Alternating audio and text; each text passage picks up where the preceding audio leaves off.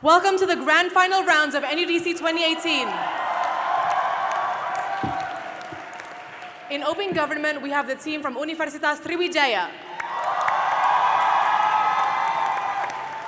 In opening opposition, we have the team from Institut Teknologi Bandung. In closing government, we have the team from Universitas Indonesia. And in closing opposition, we have the team from Universitas Binus. The panel for this round is Ferry, Anggi, Chia, Gabe, Jen, Noel, Sri, Omar, and the chair judge, Denny.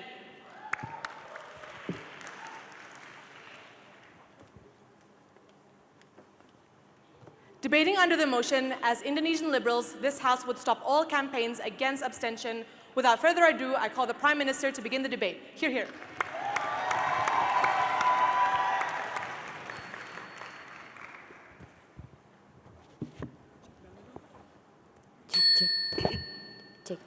Check.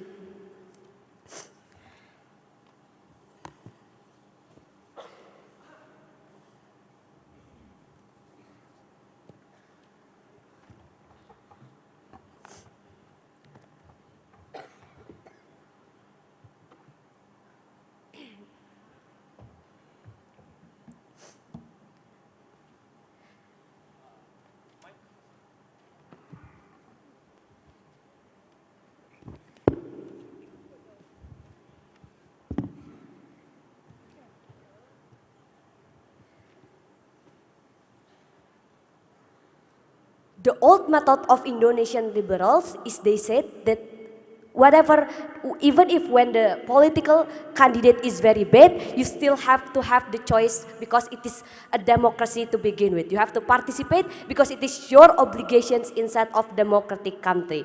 Right now, under OG, we want to change the method of our campaign to begin with. We are going to stop all the campaigning that says that you have to acknowledge your voice in the form of choosing any candidate, even the moment when you hate both of the candidate to begin with. What if the method of campaign of Indonesian liberals under OG going to be look like? Number one, we say that we are still going to do the political educations to begin with. We are still going to give the informations of the candidates, for example, and ensuring that the people knows the candidate to begin with. We will not stop playing on the rhetoric that voting is your obligation to begin with. Even we are going to support the abstentions because we are going to say that it is a legitimate choices for you to abstain in the democracy to begin with. There are 4 things I'm going to argue in my speech on the principle why in the democracy abstain is a legitimate choice, and second, how it fits the Indonesian liberal interest, and lastly, the third is why it is important, and lastly, why it is going to be beneficial. Going to the first, on the principle,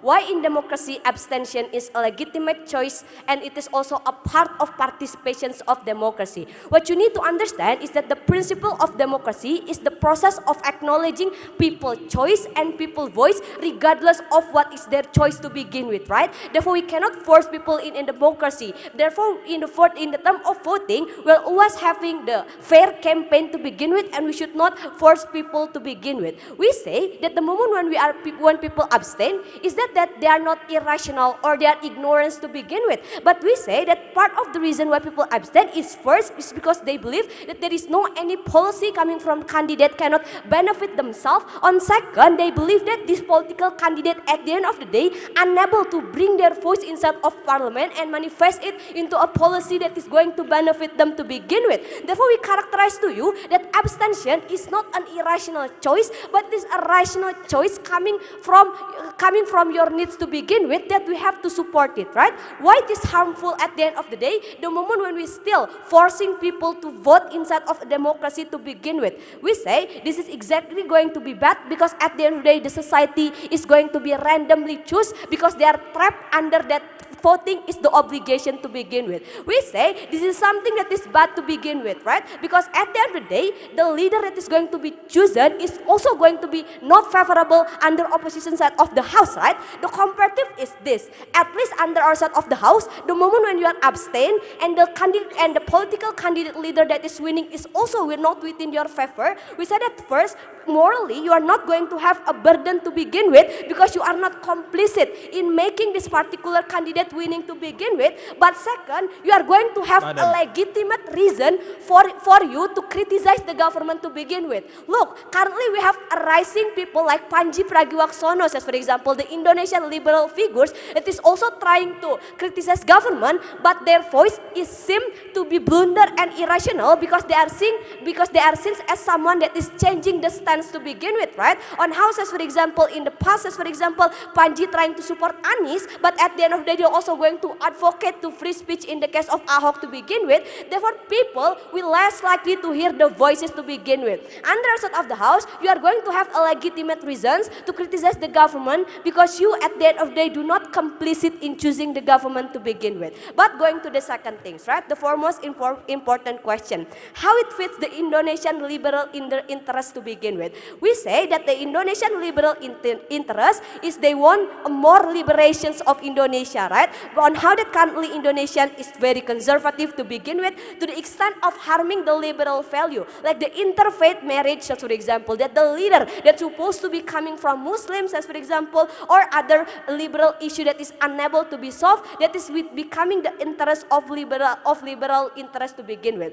In the past, the reason why the Indonesian liberal forcing people to vote is exactly because they want some political leader that they see wants to vote them going to champion this agenda to begin with, right? But we don't think so, right? Because the characterization of politicians is they easily betrays us to begin with. Taking example, how Jokowi says, for example, playing under the narrative of Indonesia Bersatu, that is strengthening on saying that we are going to also champion more diverse people, that is not only Muslim and pribumi, at the end of the day betrays this community to begin with, right? On houses, for example, in the past, in the upcoming election, at the end of the day, Jokowi also only want to be in power, given the fact that what Jokowi choose is Ma'ruf Amin, says, for example, that is going to attract more Muslim voters, shows you that political candidate is not a favorable people for us to rely on our agenda to begin with. Why? Because what politicians care is only the power and how they can sit in the parliament to begin with and hold the power. They are the characterization of people that really want to tread the ideology to begin with. What is the difference under our side of the house, right? We say under our side of the house, even when the number of abstention increase, we say that it is going to create a necessity for political candidates, as for example, to show and also to analyze what actually wrong to begin with. That at the end of the day, our voice going to be matter, because the increasing number of abstentions is also harming the political leader, because it is going to decrease their legitimacy to begin with. Therefore, it is going to create urgency for these politicians to at the end of the day also cater the needs of people and having discourse and also listening to their needs to begin with, right? But on the last thing, right? On the idea of lesser evil that is going to be played by opposition to begin with. We don't think that lesser evil is a favorable principle to begin with, because the idea of lesser evil is only applies when you are assured both figure is more evil than another. The problem with politics is we can never assure who is more evil to begin with, right? Because in time of campaigns, as for example, the political candidate can always playing the rhetoric and also popularizing the image to begin with. They are even as for example, brave to capitalizing the issue, the rumor of the family issues, as for example, in the time of campaign to begin with, that makes you at the end of the day do not have an exact parameter of what evil is to begin with, right? We say in the time what we are not assured to begin with, which one is evil, it is more favorable for us to not choosing at all, so we are not going to complicit and contributed to the downfall of these nations to begin with. We are very proud to open the case of opening government.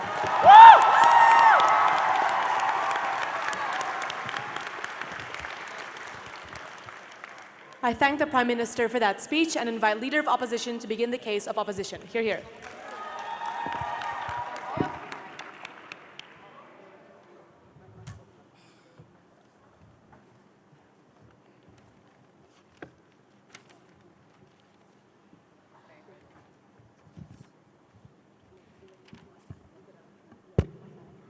Am I audible? Yes.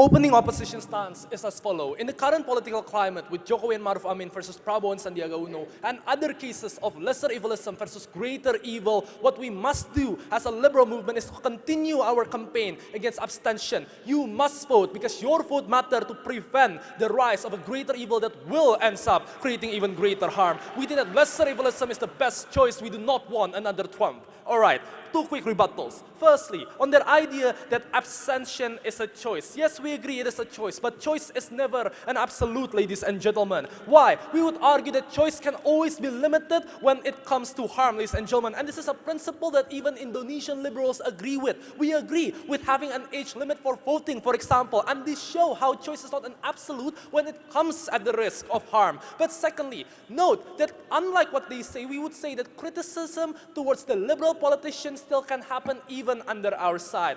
Even though you still vote for the lesser evil. Why? Because even then, you still can't speak up. We think that you still can't speak in social media. You still can't say things towards your legislative. And the liberal side of the lesser evil coalition will listen to you. Why? Because they understand that you are a significant part of their base. And furthermore, they would like to get elected against in the future because most of the time, they're a career politician, ladies and gentlemen. What does it mean? It means that should Indonesian liberal at one point be that significant, irrespective of that, they will change anyway. But unfortunately, that is not the case today. So that is why they make compromises, and that's why we should also make compromises. Further rebuttals integrated. 2 things, ladies and gentlemen. Number 1, why lesser evilism is the principle that you must take. And number 2, the policy that will be implemented by the lesser evil and how it will advance our movement in the future. Let's begin with principle and why lesser evilism is a principle that you must take. What is the stance of Indonesian liberal? The stance is that we would like to have more rights, ladies and gentlemen. Secular rights, fighting for minority and all those rights. Now, why is that? That within achieving this right, we must be pragmatic. Number 1, let's bring a comparative of harm, right? We think that the harm will be much greater should you choose for the greater evil. Note that in the case of lesser evil, even though it is not perfect, we still think that the liberal side of the camp can rein in this so-called evil within the lesser evil coalition. We think that people like Jokowi can rein in the likes of Maruf Amin. Why? For example, in that case, vice president power in Indonesia is relatively small. Their role is those of an advisor and their duties is somewhat ceremonial. Furthermore, Jokowi is younger and healthier than Maruf Amin, so replacement is particularly unlikely. What is the comparative that they will be risking? The comparative is that voting on nothing means that you are going to give that vote to a greater evil that can rise us up. This is the case with Prabowo Sandiaga Uno, which we think is much more dangerous. Why? Because they have a clearer bad track record. Note that Sandiaga Uno is one of the perpetrator of 212 that at the end of the day attacks Ahok. Note that Prabowo militarism and 1998 kidnapping is ordered by him, and the only reason why he is acquittal is simply because of political power.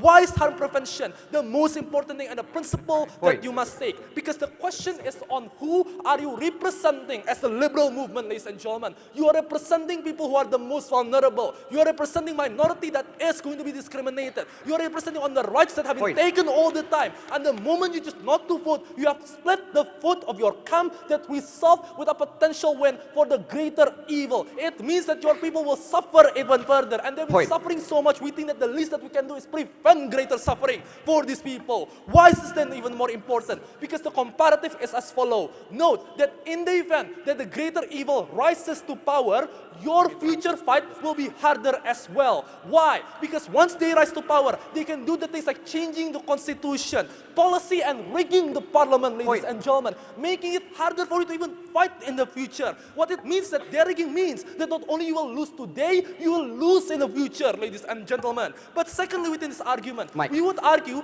that this is consistent, ladies and gentlemen. Why? Because liberals have been making compromises in Indonesia all the time anyway, ladies and gentlemen. For example, the Liberal Party PSI is very Ahok supporter, but at the end of the day, they choose to support Maruf Amin anyway. Ahok expressed interest in the campaign for Jokowi. And furthermore, we have been making compromises anyway. Jokowi made compromise when he ran with Yusuf Kala, such as by not prosecuting the 1998. So even in terms of principle, we have been consistent because that's what we have done all the time to reach this level, ladies and gentlemen. But second argument on the policy that will be implemented, how it will benefit our movement, yes, before that. Given Jokowi's recent political maneuver and trajectory, what political basis or constituents do you think he is pandering to right now? Yes, he is pandering to a lot of people. That's exactly the point. He cannot rely on the liberal vote alone. He need to get it that he get the Islamist vote that is particularly powerful. That's the reason why our poll, ladies and gentlemen, and that's why lesser evilism is important. All right? Okay, let's talk about policy. Okay, we think that at the end of the day, the question that we must ask is how to make our movement stronger. Let's begin with how much power that our movement have right now. We think that the power that we have is limited. It is concentrated only in the likes of young people and urban Java area, for example. So let's talk about our movement. How is it that this candidate, the lesser evil policy, will eventually strengthen our movement further? Firstly, let's talk about our base camp, the likes of Java urban area, where our movement is significantly stronger. How to make it even stronger, ladies and gentlemen? We need the people to associate our movement with a positive message and a positive branding. And we think that this requires our lesser evil candidate to be elected first, so that the people that exist in the gray area, that are unsure about what to think about our movement, will eventually associate us with a greater power, right? Why? Because the lesser evil candidate of the liberals are oftentimes much more development and economic centric compared to the greater evil that are much more military and also morality centric. This is the case with Jokowi, for example, with his infrastructure program being a key part of his campaign, versus Prabowo NKRI Bersyariah, which is a key part of his campaign. Or in the governor election, this is the case with Ridwan Kamil, economic policy, versus Sudrajat Syahruhin, conservative strengthening in West Java. Now, why is this good when we choose the more economic and developmental centric candidate of the lesser evil? Because it will lead to future positive reinforcement. That is because this area of Java is much more concerned to economic and they are less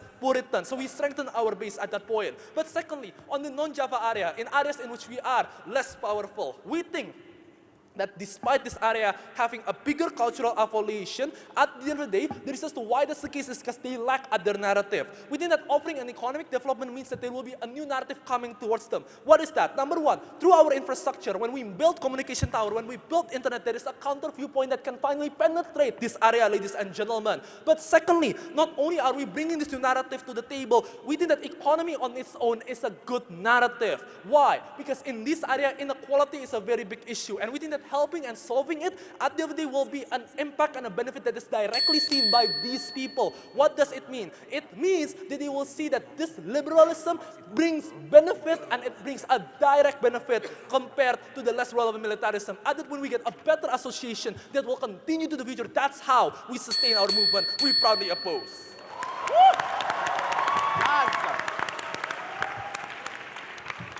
I thank the Leader of Opposition and invite Deputy Prime Minister to continue OG's case. Hear, hear.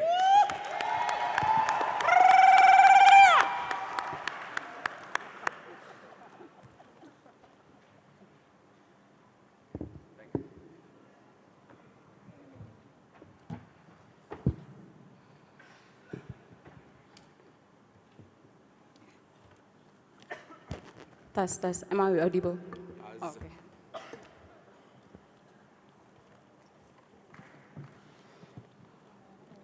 My mama said, if you see a toxic friend, it's better for you to cut off the friendship instead of you are creating a friendship to begin with.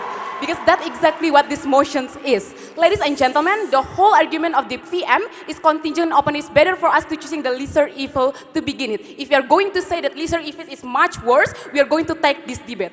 First of all, the reasons why you cannot differentiate whether that people is true lesser evil or not, because they're showing the lesser evil behavior during the campaign.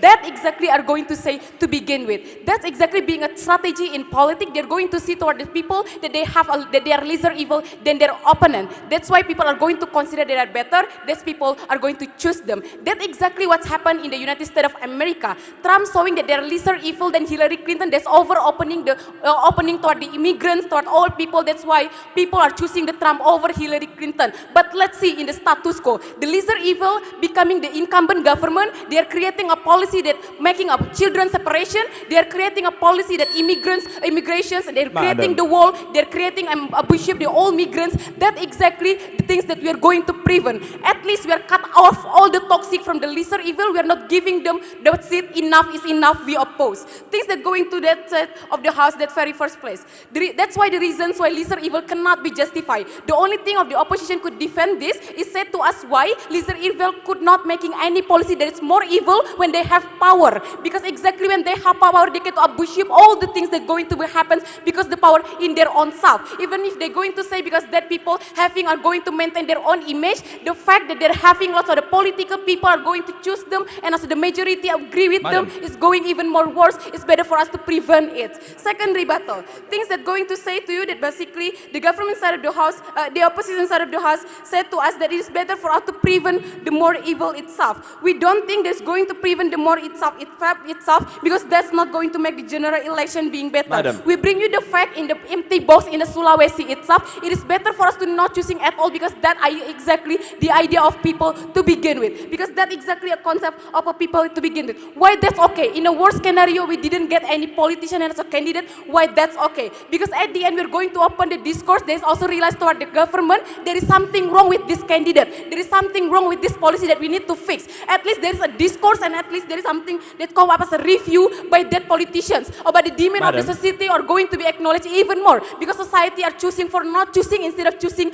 while giving their voices towards certain candidate. Lastly, who are the PM question asks, who are the representation as a liberal itself? We think exactly as a liberal, we uphold the concept of appreciation the people choices to begin with. That's the idea of liberal. Liberal right now is not going to oppress everyone to forcing them to choose to begin with because that's the concept of the everyone, because that's the concept of the liberal itself. But let's talking about the impact of the liberal. They said it is better for us to choosing the liberal evil such as the Jokowi and anything. Let's assume liberal right now need to just gaining all the supporter from the society as much as possible to run their policy. The reasons why Jokowi right now are engaging toward PPP and the other religious party are more difficult for them to create a policy that more liberal because the reasons why Jokowi choose that Maruf Amin, it is because of pragmatic reason to attract attention of all the Islamic society. It's very difficult for them to create a liberal policy to begin with. Comparatively toward Prabowo having the human right issue in the previous, which is going to backstep all the liberal characterization or liberal characterization of the society. That's going to make society being difficult to which one is going to be chosen by the liberal to begin with. We think that backlash the idea of the liberal concept at all. But before that, let's closing. If you don't vote for Jokowi, if you don't vote for Prabowo, how exactly government bench is going to create liberal progress? We think that exactly the issue, but at least we're not going to choosing the Prabowo or also the Jokowi because that's going to showing the narrative of the liberal that's going to appreciate that way. Coming toward the argument, why that is better for the democratic itself. Me and Fatima believe that even if you're not choosing, there is also a decision, there is also a part of the democratic system. You're not going to choose because you're lazy and staying in the bed, but because you have a better consideration to not throwing all your voices to certain people. Fatima also come up with the reasons. If you're choosing people because of randomly and that people get the power, it's more even worse. It is more even worse because that's the idea of democracy. Everyone get the same voices and also one voting for another. You're going to throw it and making the power toward that people. But let's assume what is the positive impact about this government. We think if you're going to promote abstain to the people right now, you're going to see and also able to track down the democratic system and also situation in the current situation. Why? Here's the things. Idea of the general election, it is not only the idea of gaining or not only the idea of a democratic party. It is not only idea of general election, it's not only idea of getting the president as the vice president, but somehow it is being a tool for you to see and also to see the pattern of democracy inside of the country. The moment you're going to see that people are now abstain, you're going to understand about the behavior of people in certain area. You're going to understand about the demand of angry single people toward the politic itself. Because that idea of the politic itself, you're going to understand that the people are hating the previous people that having a background of the human right violation. That the rest of the society right now are hating to see the more conservative people to begin with. That's the idea of the democracy and also the benefit of the abstain itself. Comparatively, if you're not abstain, you're randomly choosing someone, you're going to think that conservative is acceptable. That's why there is no review changes, there is no discourse changes to begin with. That's the pattern that's really difficult to track down. The track down is only able when there is someone who are saying their disagreement. That's why you're going to understand to begin with. And society are going to see there is no problem at all in that way. Lastly, why that's better in the government side? We think the reasons why you are promoting abstain itself because we're going to having a behavior of a certain people inside of the democratic itself. We are going to understand about what's the pattern of the democratic inside of the country. There should come up to this debate and saying that the abstain are going to giving you some very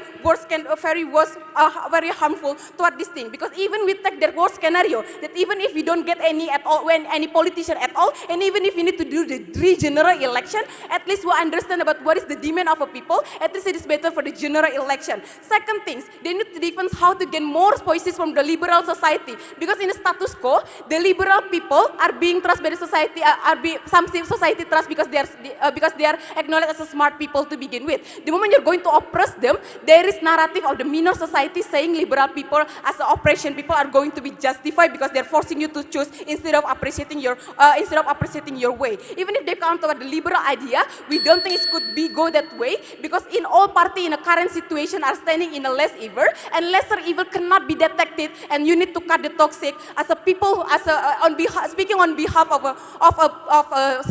as a team who always sit at the back seat in every single national debating competition. We are proudly to propose.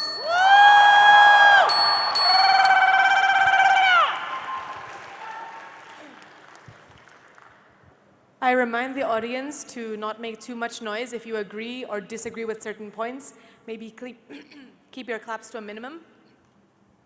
I thank the Deputy Prime Minister and invite Deputy Leader of Opposition to continue the upcase. Hear, hear.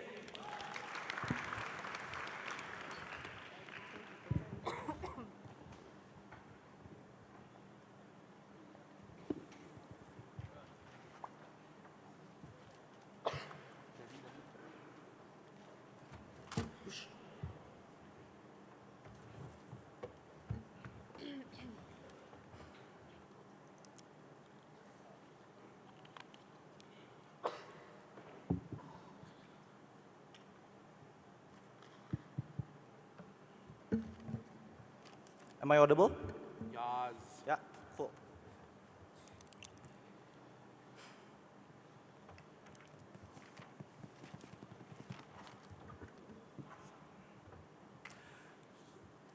Before I move on to my contention and close the case of opening opposition, let me first contextualize and clarify to you what does lesser evilism actually means. We think under opening opposition that lesser evilism does not mean that it is a different type of harm, but it is only the degree of harm that is different. Ladies and gentlemen, let's contextualize. How does Indonesian politics works? Indonesian politics is not like United States politics that has a clear distinction about, for example, are your policies socialist or your policies capitalist? If you ask politicians from Partai Kebangkitan Bangsa and Partai Persatuan Pembangunan, for example, about what is their economic policy that is different, they will not have any answer at all, ladies and gentlemen. Moreover, we also argue that Indonesian politics is also not about how much of a role should Islam play in public life, because Prabowo and Sandi are supported by Gnpf Ulama and the 212 movement, and Jokowi at the same time has Ma'ruf that is supported by MUI. What I'm trying to say here is that this is a very important framework, since this proves that Indonesian politics is inherently about pragmatism. And given that context, Indonesian liberals as a movement should be pragmatic as well. What we are going to prove to you under opening opposition is that the marginal benefit that supports our pragmatism is significantly beneficial to our liberal movement at the end of the day, and that is the explicit stance, exclusive contribution coming from opening opposition. Before I move on, I'm going to close the case of opening opposition by talking about two things. One, how is lesser evil different than greater evil? And secondly, what strategy liberal movement in Indonesia is pursuing right now, and why embracing lesser evilism is the only way to go. First of all, let's talk about how is lesser evilism different than the greater evil. Because opening government essentially claims that lesser evil can be even more bad than the greater evil. No, we have two responses to this. Number one, note that lesser evil candidates has more counterbalance, ladies and gentlemen. Note that it is impossible for us to assume that Jokowi will want Indonesia to go to Islamic State as much as Prabowo did, simply because the constituents that supports Jokowi is even more liberal in the first place. For example, they have Partai Solidaritas Indonesia, they have National Democrat, backed by Surya Paloh, that is famous for being a secular person, which has pragmatic interest to ensure that this does not happen. On the comparative, Prabowo has less of this counterbalance, which means that the degree of harm will not be equated at the end of the day. And second, and most importantly, note that each different political candidates wants to be different from each other, because that is the only way in which they can maintain their consistency and to gain votes at the end of the day. If Jokowi gets even more greater evil, that means that he is conceding to Prabowo's stance, and that will definitely make him perceived by the voters as betraying the voters to begin with, ladies and gentlemen. That's why we argue that Jokowi does not have the incentive to do this at all. With this clarification, let's move to the most and second important clash. Second and the most important clash in this debate about what strategy liberal movement in Indonesia is pursuing right now. Note that this debate, the most important contribution must only come from the one that considers the context of what strategy Indonesian liberal is doing right now and why does marginal benefits furthers the movement even further. To this, I'm going to talk about two layers. Number one, what we are doing right now is that we are protecting minorities, and secondly, what we are doing right now is that we are making compromises for the sake of getting even more support. First of all, let's talk about protecting minorities. In the status quo right now, many liberal movements implement concrete projects, however, it is done in a covered manner. For example, in the status quo right now, in many rural areas in Indonesia, some branches of Islamic organizations give away condoms for free in order to prevent sexually transmitted disease in a certain area. Of course, all of these movement is done in secrecy because it will be controversial if it is going to the public in the first place. Ladies and gentlemen, the problem that might obstruct all of these campaigns that we are doing right now is the platform that we can use to do this will be taken down. Ladies and gentlemen, what am I talking about? We are talking about the higher likelihood of FPI to do raids to clubs and progressive centers, for example, which are the center of the projects that we are doing right now. What I'm trying to say here is that marginal benefit is significant in order for us to sustain this movement in the first place, ladies and gentlemen, because in the instances in which one raid happens, it will be publicized, it will create controversy, and that will have a high likelihood to make the entire public explicitly goes against us. This comes in various forms, in terms of boycott, in terms of sexual exclusion, and even in the worst case, in the form of institutional takedown of our movement at the end of the day. We think that marginal benefits protects minorities significantly, and this is a benefit that closing government and also opening government cannot possibly neglect in today's debate. That's the first thing. And second, and the most importantly, what we are doing right now is that we make compromises, ladies and gentlemen. This layer will discuss how do we get even more support as a liberal movement. Given my opening, I have already established that Indonesian politics is not about ideology. It never is. But rather it is about pragmatism. And this kind of narrative is something that is already recognized by the majority of Indonesian people. Given this, I'm going to talk about two kinds of factors. Number one, I'm going to talk about the kinds of people living in the gray area. Secondly, I'm going to talk about the actual liberals themselves. First of all, let's talk about the kind of people living in the gray area. This is the reason as to why VM's context becomes very important. Because the majority of Indonesian people don't care much about ideology, but what they need are things like protection and economic empowerment. Those are completely pragmatic reasons, ladies and gentlemen. We must be able to convince them that we are also pragmatic as well. We also champion a step-by-step empowerment to the extent that you are able to achieve your ideal goal at the end of the day. Because note that it is impossible for us to make Indonesia a completely liberal country for the next 5 to 10 years. It takes an extremely long time, which unfortunately might not happen in our lifetime, ladies and gentlemen. And incremental progress is something that must be supported here,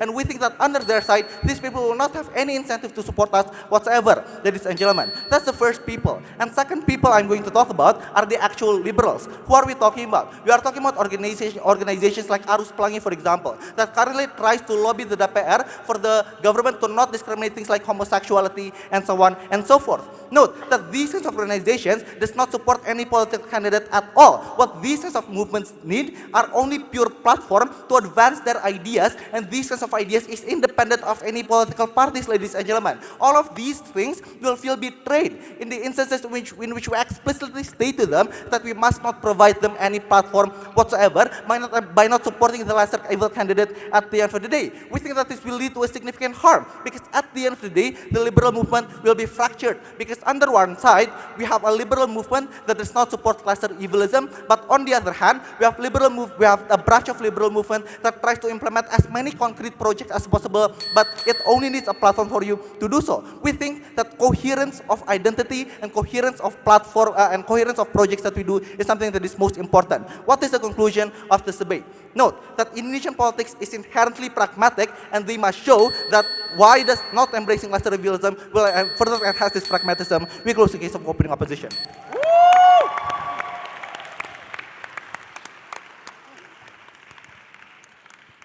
I thank the Deputy Leader of Opposition and invite the Member of Government to begin the closing half of the debate. Hear, hear.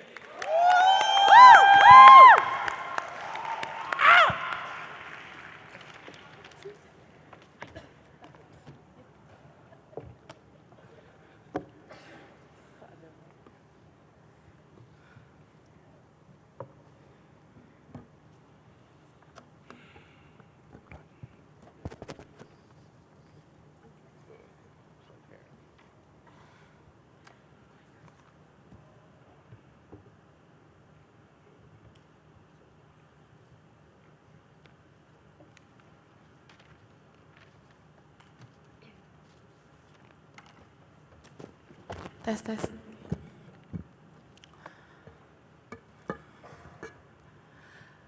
Jokowi move to pander on conservative and Islamist basis is not an accident. That is a calculated political move that's already being strategized by the Jokowi political campaign. We are talking about choosing Maruf Amin as the vice president. First, Maruf Amin is the same person that's supporting fatwa to criminalizing Ahok. Second, Maruf Amin has called for criminalization for LGBT in his term in MUI. But second of all, let's talk about how recent Jokowi regulation that brought back military and TNI into governance, brought back Babinsa from Suharto era, where TNI members are assigned back to the government. CG says is not only a sign of painful betrayal, it's a form of political message from Jokowi that liberals is no longer an important basis of voter that he relies on, that Jokowi is sending message. We say at liberals, we need to give counterattack to Jokowi political message. We say that we are not stepping stone. We are not political vehicle for Jokowi political success. We are a force to be reckoned of.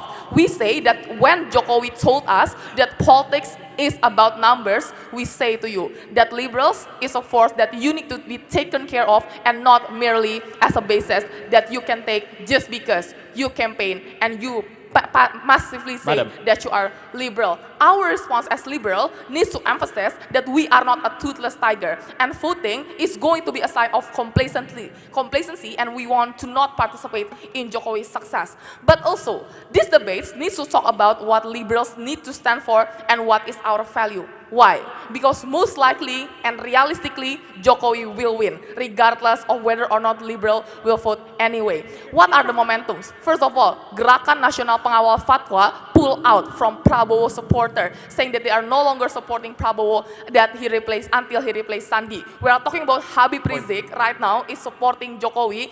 Also, we are talking about poor choice of Prabowo choosing Sandi. That Sandiaga Uno is an embodiment of bourgeois and meme, right? So we say that on this regards, this is a poor candidate choice by Prabowo, right? They need to prove you, and all argument is contingent that Jokowi will not be voted, right? So we say that we question why, right? Because they also consider that these momentums are growing right now. But also, Jokowi right now weaponized Asian Games by increasing stuntmen and extravagant opening ceremony. We say that the forecast of Jokowi is skyrocketing after announcement of Maruf Amin. So given that framework, this debate needs to operate after that Jokowi become elected. Until then, how? Then we consolidate more power to be a strong opposition basis in the Indonesian political arena. We say voting is a sign of complacency, and this is going to be counterproductive in the future. No, thank you. Now, let's talk about Indonesian liberals. What do we stand for? We stand for social justice. We stand for better human rights provision.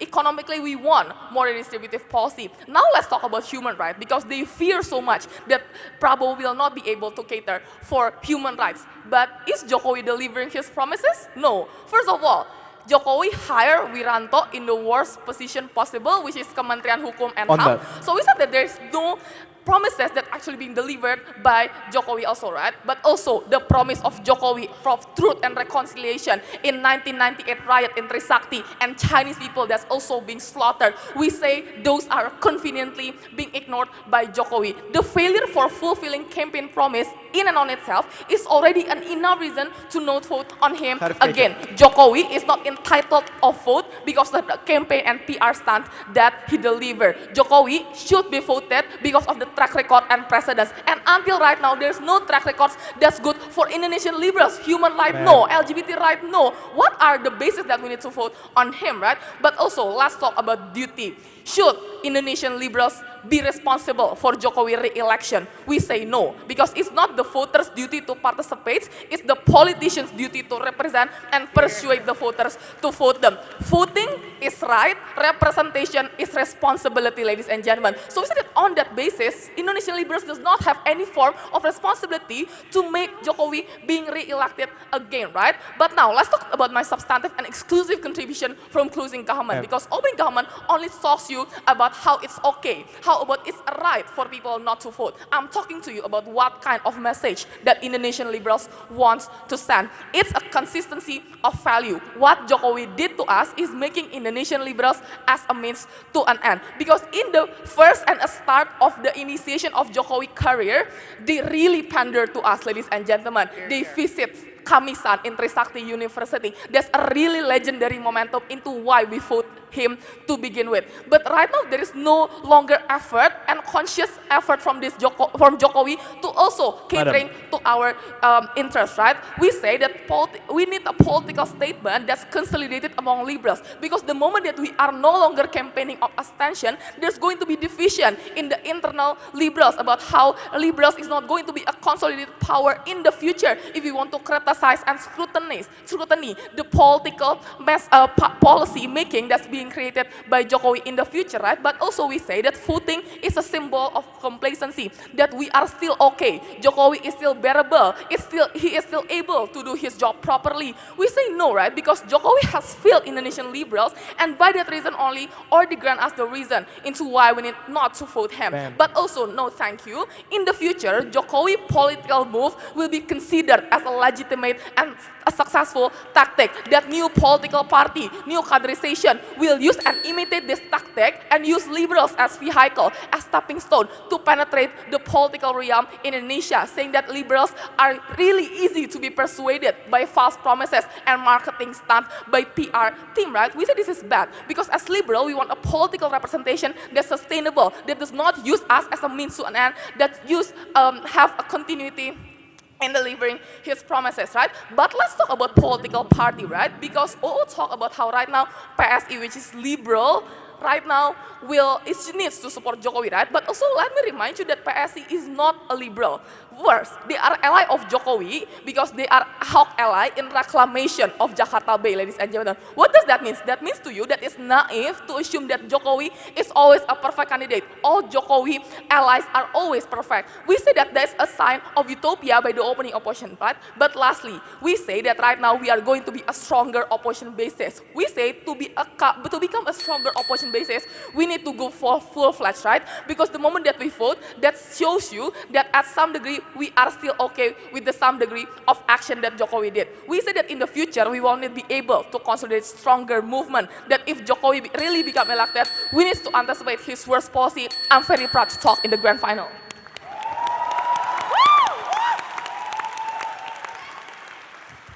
I thank the member of government and invite member of opposition to continue the up case. Hear, hear.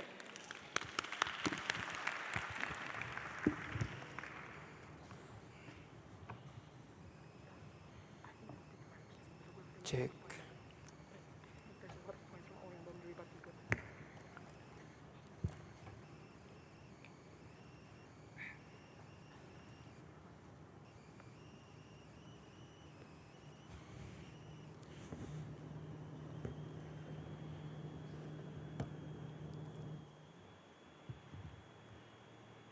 CG benefit can fly if they have proved to you how big the liberal is, then whether we will bother to care for them. I mean, the fact that they won with Marul Amin without even catering to the liberals shows that the power of liberals in status quo is not that big. OO can only win if he shows to you that in the future there will be figures like Jokowi. How about 2024 when Jokowi is gone? Who will pass liberals' agenda? Not clear. And OG simply will lose because nobody will vote and the worst versions of human will be voted. CO will go inherent here. We'll tell you on how this is important to drive how political party create their programs by creating what society demands want, which is we will make the liberal agenda still alive. We say it's a long-term fight, not a short-term fight. US become a liberal country not in one elections, but in decades, right? So we are okay with taking the bullets here. Now, what do we aim? We aim for a sustainable change for the liberals. It's not like for the only 2019 elections, but also for the long-term elections. And the only way for us to do that is not by being abstained. Now, first of all, before I start, we need to understand how politicians shape their program and campaign. I agree that it's not like everyone is evil and then recruiting this and such. We say that politicians shape their agenda and campaign based on what they see in society trends, right? And that is why their campaign constantly change regardless of who are the political party who is. In 2009, for example, when anti-corruption campaign is rampant, all parties states that they're anti-corruption party, or how even people like Prabowo support these anti-corruption people. And in 2014, when people awareness to people in remote areas start to increase, then the developments campaigns start to happen, and that's when Jokowi enters with Pembangunan Merata. This shows you that the campaign and the program that this political party will do is based on what they see in the society, ladies and gentlemen, right? Now, and that is why the program that is created by this government is also based on what they perceive in the campaign. And that is why Anies Baswedan do OKOC, and that is why Jokowi do Pembangunan Merata currently, because that is the result of this program. Now, how is this very impactful towards all of their case, right? Because we say what will happen on their side of the house when you do not have the liberals here, you will have the absence of discussions of what does the liberals want, ladies and gentlemen. CG want us to send message to Jokowi. My question is how big and powerful the liberal is. We are currently incredibly small in status quo right now. The fact that Jokowi can win even with Marul Amin, even without never carrying to PSI or other liberal parties, shows that we can win without liberals, right? So there is no incentive for Jokowi to listen to the liberals to begin with, right? And second, talking about OG case, right? We say that people will be more apathy under their side of the house. Why is that the case? Because their proposal is that because you are abstain, you will be more careful, and we will constantly sense our figures in implicating how important voting is. We say that is not going to be effective because the reasons why people abstain to begin with is because they have loose trust to the system. So under your side of the house, even though you emphasize on how important democracy is, nobody will trust that, and everyone will go voting, because even the figures that you talk about, like Panji, whoever that is, also supporting during the program that is not in line with the liberals' agenda. What is the implications of this, and what will happen on their side of the house? You will have the absence of liberals' opinion in the perspective of political party in shaping their programs, right? Because under their side of the house, what more likely happen is that the discussions will be dominated by people who are conservative, by people who cares about politics, and by what program that currently exists currently, right? Because what will happen certainly under their side of the house is abstentions, and that is incredibly bad. The dominations will be controlled by the conservatives. So that means under their side of the house, what more likely happen is that the conservative trends will continue. That means political party will constantly create more conservative agenda, because that is what will they see in the society. And that is why, even though Jakarta people is currently more progressive, but this is since the issue of Ahok risings, the political agenda that Anies and Sandi use is something that is counter-religions, right? So understanding that there will be more liberal abstentions under the rest of the house, people will be more conservative, and that is the agenda that they will use. So any progress to further liberals' agenda through political party program and everything is not going to happen under their side of the house, because it will be centralized on conservative area. Now, what will happen under our side of the house, right? True, what will happen under side of the house is what you see in the context slide, right? You see tweets like Kara and people encouraging people to vote and see the data and everyone, right? We said that this is incredibly important because at least this is what will spark discussions even amongst Kara friends circle, for example, or Kara college friends, for example, right? And this is actually quite important because in the long term, this is what will become like the sparks of discussions among the youngster. So we're not saying that Jokowi or everyone will win in the 2019 elections, but we said that this is completely fine because in long term, we see that there is this hope that liberalism will spark and rise in Indonesia. Why is that the case? Firstly, we see that currently there's a generation shift between the oldies to the youngster, right? People are currently starting to get more progressive, just like you and me and everyone in these rooms, and most majority of young people in Indonesia. So yeah, people will start progressive. This kind of discussions and demand will be more favorited under us, right? But second, understand that even the rising party of young party like PSI and such also shows you that, it indicates you that there are a lot of young people in Indonesia that this political party see as potential voter base, right? So what will happen under the outside of the house when Kara continuously sharing all of those tweets? We will have a more informative vote basis in the future and more demands for more liberal policy in the future, right? And that's how we will make political party to ensure that they cater to these needs by their campaign much more in the future, right? It's not 2019, but it's far more ahead in 2024 or 2029, right? And that the only way that can happen if you allow them to have the demand first. Now, we will ensure that we will bite the bullet and we will vote and support policy that lean to conservatism. But we said that is completely fine because that's just what it is currently, and apparently everyone is okay, right? Because even though we don't have law for the LGBT, we will still have the community that can still exist even without the existence of the law. For example, if you want to have sex outside marriage, you just have to do it in a hotel and keep it silent and nobody will even bother you, right? So that's just how show you that actually we are still safe under status quo right now. But what most important is we need to ensure that our agenda still and stay alive. And that can only happen if you encouraging people not to remain abstain, but to ensure that people start to see why the program matters and then criticizing the program, right? I mean, US and UK not become liberal in one elections. They become liberal country in decades, and that's the aim of liberals people. We're very proud to propose. Thank you.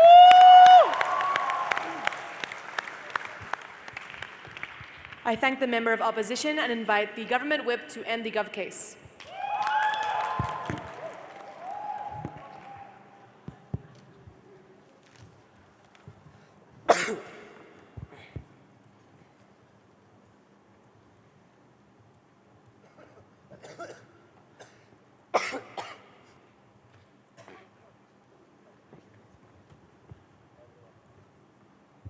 Test.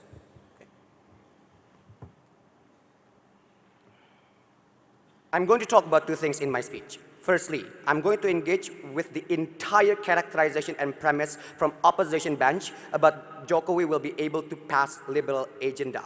This is the pragmatic and the only extent of their efficacy, and this is the only premise that they rely on. To this, I have few responses. Number one, they themselves try to claim that the liberals are not necessarily very powerful in status quo right now.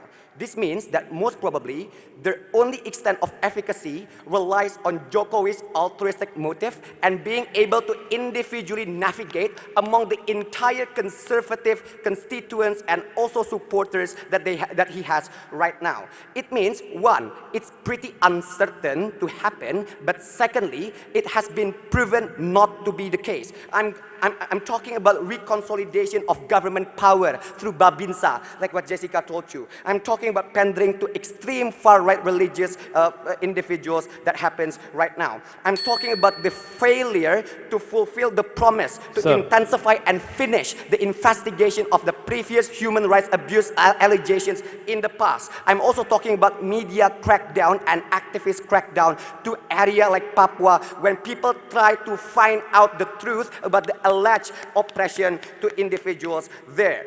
Those things means that it's been proven in the past that Jokowi did not do any liberal policy, and to the extent that they claim that's their benefits, they fail to claim that. But not just that. I think you also need to understand that even if they talk about economic policy, for instance, or economic benefits, you also need to understand, number one, I think it's been massively exaggerated by media due to the cult personality that Jokowi has. Human Development Index in Indonesia remain in around of position of 100 among 180 countries. This means that we are still in a very lower position in comparison to multiple other nations right now. This means maybe there is an attempt to develop some areas, but this is definitely not liberal enough. But not just that, Jokowi's administration has not imposed liberal policy that supports free trade as well. Regulation has been massively conducted and also enacted during Jokowi's administration. Around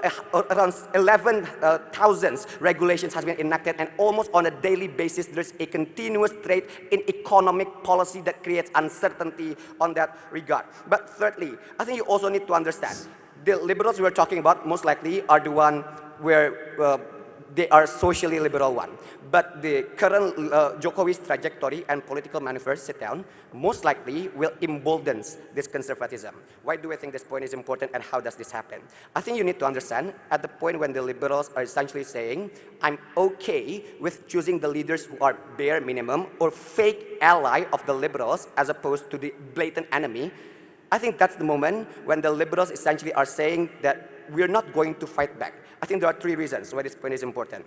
Number 1, I think the current trajectory of conservatism relies so much on their ability and their willingness to dominate public space, continuously doing demonstration, threatening individuals and liberals on the ground, relies so much on public's acceptance and administration's acceptance, and at the point when Jokowi continuously pander and align himself with more conservative movement and more conservative ideology, that's the moment when they feel conservative ideology is more condoned and more acceptable. That's the moment when conservative individuals are going to be more likely to be brave in taking down the public space and making people feel threatened. That's absolutely dangerous, and we think it's within the Indonesia's liberals' interest to curb down pragmatically, or at least try to attempt to also curb down these conservatives. Secondly, I think this creates sentiments that you are, as liberals, will just vote on who portrays himself better in media, not necessarily passing policy substance, without any policy that's actually implemented. Because policy in terms of economics between Prabowo and Jokowi mostly are equally populist. There's no clear delineation in terms of economic policy in that regard. But the difference is the portrayal in social policy. But the enactment of social policy is minimum, if not absent at all, in Jokowi's administration too. No thank you. But thirdly, I think you also need to understand that what's going to happen is that they will embolden the tendency of liberals to just accept the situation as it is, making mobilization or any effort to galvanize support continuously to be unlikely, because you're not just going to have any, because you feel that you have no means of recourse or you have no power. Even if you have minimum power, I think you have to exercise that, because your vote has to be earned as opposed to you feeling you have to choose one individual just because. Before I proceed, go on. We all thought that Hillary will win and Trump is a joke. Where are we now? Shouldn't Jokowi be less risky than a Gareth violator? And secondly, this is not only about Jokowi, but other elections all over Indonesia of lesser evil versus greater evil. Now, he's been proven to be just as risky, if not even more risky. The portrayal that he thinks or that he makes himself to be someone that's good, but actually align himself with alleged human rights perpetrator as well, like what Wiranto is alleged of, means that we are in a sense of complacency to an extent, or at least Indonesian individuals in the experience this veil of euphemism that Jokowi essentially portrays to be someone good, although he's not. I think that's even more dangerous in comparison to maybe acknowledging Prabowo is bad and therefore we need to fight back blatantly against him. But secondly, I'm going to talk about duty. I think you need to understand, in terms of politics, no society has the obligation to vote. Your vote has to be earned. And at the point that politicians fail to represent you, that's the moment when they need to be punished. Democrats, during first Obama administration, enacted right-wing healthcare policy. And as the result, the majority Congress was then turned back and flipped back to become Republicans in that regard. Why do we think this point is important? There are 2 reasons. Number 1, politicians are the ones who try to assume power and making policies that are going to directly impact the society.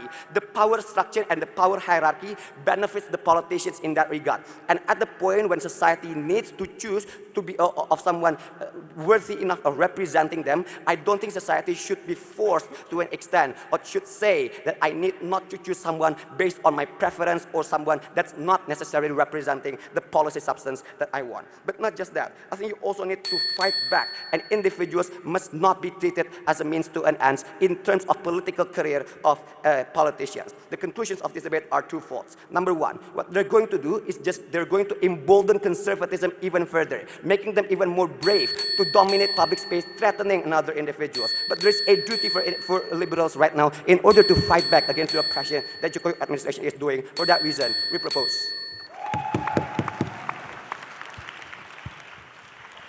I thank the government whip, and to close the debate as a whole, I call opposition whip. Hear, hear.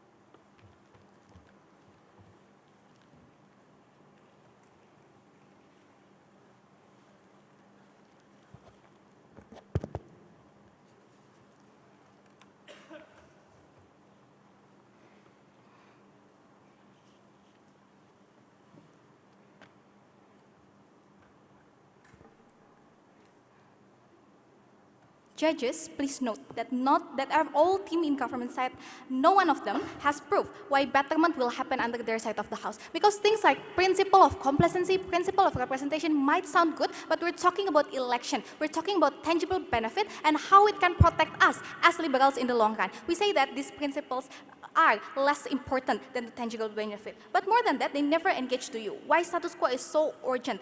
Because we told you that in Pandu that liberalism in status quo is relatively safe. Your rights still protected. You can still silently maybe have sex in hotel rooms and no one will barge in, right? These kind of rights, although not necessarily protected by law, but if you choose to do so, there is no law that will prevent you from doing so. So we say protection in status quo of what choices you have is still enough, and we don't see any urgency in their case. But more than that, we told you that as TO, we are the only team that don't rely on externalities. Because maybe Jokowi voted in, or as CG also concede themselves. Maybe it's not. But what is most important is why this campaign is inherently important, so we can always be in the discussion, no matter who will be voted in. We already told you this extensively in Pandu. We hear no response. Because because they don't respond to this, then under their side of the house, there is no, if we don't vote, there is no reason for this political party why they want to listen to us, right? Because we are no longer their voter base, so we don't see any tangible benefit from just like putting representation first if you don't actually get actual policy that protects you. No, thank you. But secondly, we question,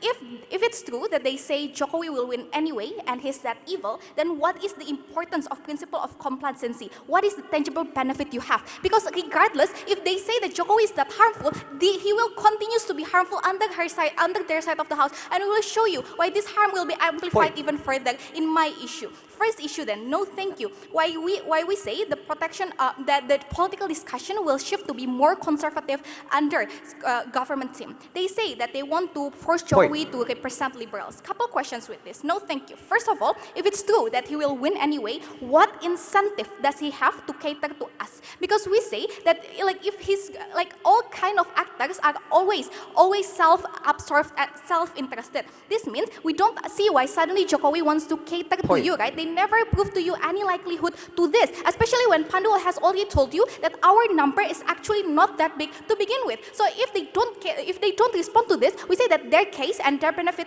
does not stand in this debate. But secondly, what do they tell you? No, thank you. We told you that we'll be vehicle to embolden Jokowi.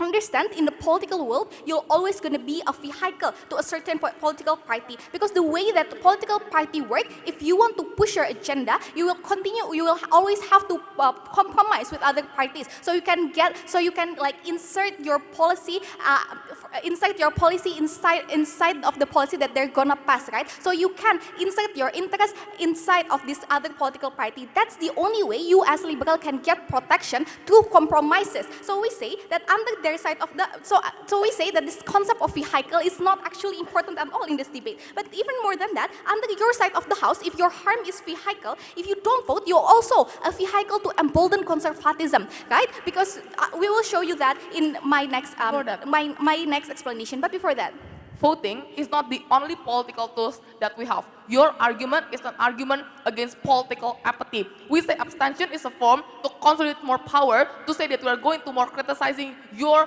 policy. Then the question will be simple. Why would you be listened if you choose to opt out of the political spectrum? Why would you be listened if you're no longer a voter base, right? We don't understand. Why is this even a question? So we'll show you next why conservative political agenda is more likely to be perpetuated under their side of the house. Two reasons. First of all, because if you're opting out, because if you stop this campaign, this is a clear stance that liberal wants out of the political discussion, that you're no longer a voter base to cater to. What is the impact of this? We think that this will, we already showed it to you this in Pandu, that this will mean that political parties will feel pressured to rely to the rising trend of conservatism and of right-wing politicians. Because now it is your main and your only voter base, knowing that liberal no longer wants to vote and liberal wants to promote apathy, right? This leads to more right-wing campaign, more right-wing policy, like what happened during Anies Baswedan that Pandu already explained to you. This ruins our status quo quiet protection that we need, because under your side of the house, people will the right-wing people will now have more power to demand for more policy that harm our choices, that harm our things like protection to LGBT and protection to our right to have sex, right? So but if like OG cannot lie to me and say that you will have criticism, because what is the use of this criticism if you already want out of this like political field to begin with, right? They will not listen to you because there is no benefit of listening to you if you're not going to vote for them anyway. So we say OG is already out on this debate anyway. No, thank you. Oh, okay. Wait, before that. If the conservatives are going to be very likely to be emboldened by both politicians, why must liberal not choose to have a consistent political stance as opposed to just voting just because? Because that consistent political stance costs you the policy that costs you the protection that you already have in status quo, right? That kind of quietness allows for a politician to tap into more right-wing parties because they see this is the only way that can get votes. This means, as we said, consistently you will create a policy that harms your choices as a liberal, which is incredibly dangerous. So we say that consistency has no benefit if it doesn't protect you, shouldn't stand in this debate. But what do we tell you on our side of the house? Pandu told you that if you're continuously in the discussion, this politician will shape your program based on us. The reason for this is because we are currently in the discussion and we have the power to say that we want this from our politician. We have the power to discuss whether or not Jokowi represent us or who should liberal vote and why. We have like the power to shift the votes to parties that we see fit. This means we continuously become a voter base that political party will have to cater to, and this is very important. Understanding Pandu told you that there's already trend that is shifting to the youth, right? That 30% of youth are liberal people. That this means if these people vote, there are very important to tip the scale towards the winning of a liberal. So we say this means that if you are in the discussion, you can ensure that the policies that are erected are not that does not harm you as a liberal, does not harm your current protection. But the only way political party want to listen to you if you are one of their voter base, if you bring benefit to them, which is through voting. Apathism doesn't get you anywhere in this debate. We already show you why the only way to create betterment is to ensure you're still in the discussion. Therefore we show you why even if Jokowi doesn't win, at least our needs and our policies and our values will be continued in the parliament. We're very proud to close this debate. I thank the opposition whip, and let's have another huge round of applause for all the grand finalists.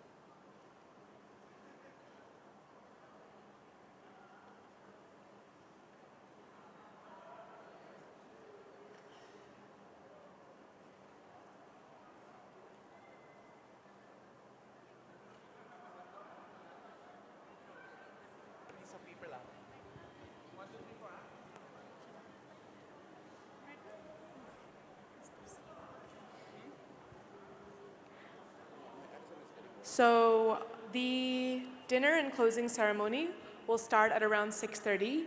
You're not allowed to go back to the hotel just yet. You have to wait here because we may have further announcements. You'll be allowed to go home to the hotel if you want to at around 4:30. But for now, please just stay in the hall, chit-chat, and enjoy each other's company. And don't forget that you are expected to wear the